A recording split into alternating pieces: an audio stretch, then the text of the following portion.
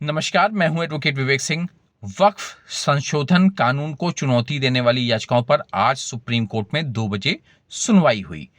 Chief justice of India justice Sanjeev Khanna, justice Sanjay Kumar और justice केवी विश्वनाथन की bench ने इस मामले की सुनवाई की। कुल 73 याचिकाएं आज सुनवाई के लिए लिस्टेड थीं। इनमें से कुछ याचिकाएं कानून के पक्ष में भी दायर हुई हैं।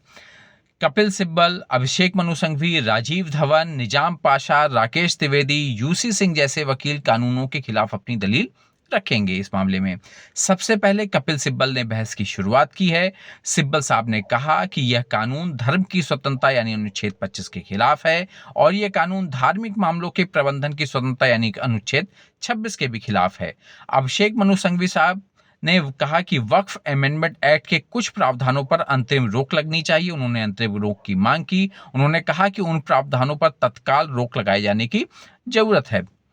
वक्फ बाय यूजर के प्रावधान को हटाने पर सवाल पूछते हुए देश के चीफ जस्टिस ऑफ इंडिया ने भारत सरकार के सॉलिसिटर जनरल से सवाल पूछा कि अंग्रेजी शासन काल से पहले वक्फ रजिस्ट्रेशन की व्यवस्था नहीं थी।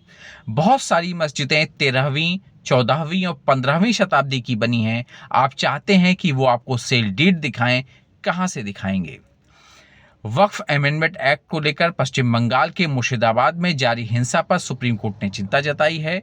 कोर्ट ने कहा है कि जब मामला कोर्ट में लंबित है तो इस तरह की हिंसा नहीं होनी चाहिए।